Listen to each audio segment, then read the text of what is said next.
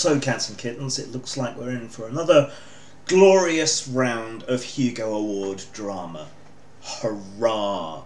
As if it wasn't bad enough back when the whole fuss was over Jonathan Ross hosting it, and that ended up fucking us all over, didn't it? Fans and writers alike. So what's all the fuss about?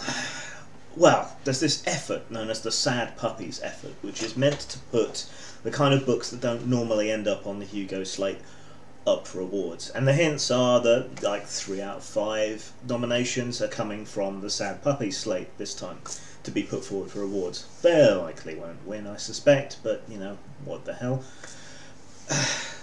So why is this a bad thing? Well, it's a bad thing because people are gaming the awards to try and get things for their block. It's a bad thing because the system is fucked. But most people seem to think it's a bad thing because the kind of authors on the Sad Puppies slate are the kind of authors that the current science fiction and fantasy orthodoxy, the SJW infiltrators, the body snatchers, the pod people, that's the kind of people that they don't like. And let's be absolutely fucking clear here, right? Most of the people on the Sad Puppies slate, the people promoting it, the people pushing it, are just as big a bunch of arseholes as the people who are against it. A lot of them are right-wing, a lot of them aren't that great authors, but some of them are because their politics doesn't fucking matter, and that's the problem, really, when you drill down to it, is that the whole fucking thing has become so stupidly politicised. The idea of rewarding a writing, of rewarding good stories, is completely gone out the window. But whose fault is that? Who politicised things? Who got things to this state where a bunch of people feel that they need to get together and game the system to be given a fair shake? Well, it's not them. That's a reaction. That's a reaction to the kind of shitheels like Scalzi, who are responsible for the SFWA purge and all the shit that went on there. It's these people that have politicised science fiction and fantasy. It's these people who have made this kind of reaction necessary to people who feel that they're not getting this fair shake. It's the kind of people like fucking K.T. Bradford, who looks like the shaven lower half of a flump that's been force-fed PCP, calling on people not to read any white cis het male authors for a whole year. God, I know you're not supposed to make fun of someone's appearance, but Jesus fucking Christ, if someone is that openly racist, that openly sexist, then I think it's fair game to give them a bit of shit for it. So that's why.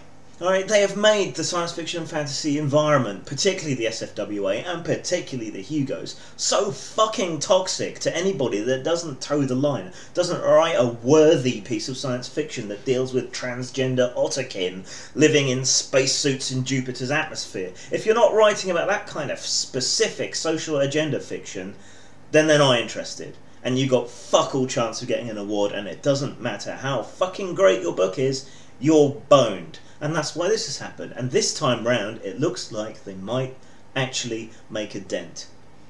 Is that good for the Hugo Awards? Is it good for science fiction fantasy? Not in and of itself, no, because I don't want books to be judged and given awards based on their politics, whether it's left or right or up or down or whatever. I want to know what books are good. I want authors who are good, who have written good stories, who have grabbed our attention and forwarded the form. And there's other ways to forward the form than political correctness.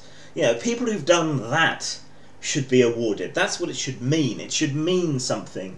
It should elevate them. It should guide, you know, the people like us who buy and read these books. It should guide us to what's, you know, the really representative quality of what's going on. And it hasn't for years. It's been chasing this worthiness, what someone on Twitter called the literalization of the genre, struggling, desperate to be taken seriously. Why? You know, why do we want to appeal to people who aren't into this stuff in the first place? Why are we forgetting what made this genre, these genres, great in the first place? You know? People going out to buy science fiction aren't getting what they want, and that's why sales are lowering, at least partly. Part of it's competition. So we're not making what they want, we're not making what made the genre great. Political depth, if you want to call it that, or beating people over the head with an agenda. It's an unsustainable model, alright? Especially if all the really big, important, genuine issues like race and sex and everything else have already been dealt with by the great masters of science fiction of the 60s, 70s and 80s. Just keeping up that level of outrage doesn't often work past 1, 2, 3 stories. After that, you're just beating a dead horse and you're going over the same old ground again, and you start boring your readers. This is why everything after Rage Against the Machine's first self-titled album has been shit. It's why Christian rock is shit. It's because they place their agenda above the music, and while your agenda can give you passion and energy, it doesn't sustain, it doesn't carry through. I am never ever going to forgive you fucks for taking Ross out of hosting the Hugos. Why? Because he made a few jokes and it made a few vocal shitheads on Twitter upset. Wah wah wah wah wah. What's best for the genre? Having a recognised famous person delivering an award to people who deserve it, or driving him off and getting negative publicity for being a bunch of stuck-up twats. Something has got to give. Something really has to give way here at some point. We don't need this politicisation. We don't need two camps. We should be judging books, stories, on whether they're good or not. And this is no way to go about it, dividing people into camps. What's going to happen? Probably a backlash. They're probably going to change the way the Hugos are organised and awarded, and it's not going to be a way that's fair, I don't think. No, it's going to reinforce what was going on before. We're going to have the worthy fiction about the shitty topics that have been done to death over and over again being awarded purely for tackling those subjects, not for anything else. Yeah, my motivation to write games and stories and everything else is getting skewed by this, because I want to give these fucks the finger. And other people are going to be fucked over because they're going to be self-censoring, because they don't want to be treated like shit in all this. You know, they want to have a chance of getting an award, and so they're going to self-censor, and we're going to get worse, less authentic, less honest stories and books because of it. Yeah, you want proof of that? Going back to Bradford, she put out this call to people not to read anything by white cis het male authors for a whole year, and you know, used Neil Gaiman's American Gods, a brilliant book, as her example.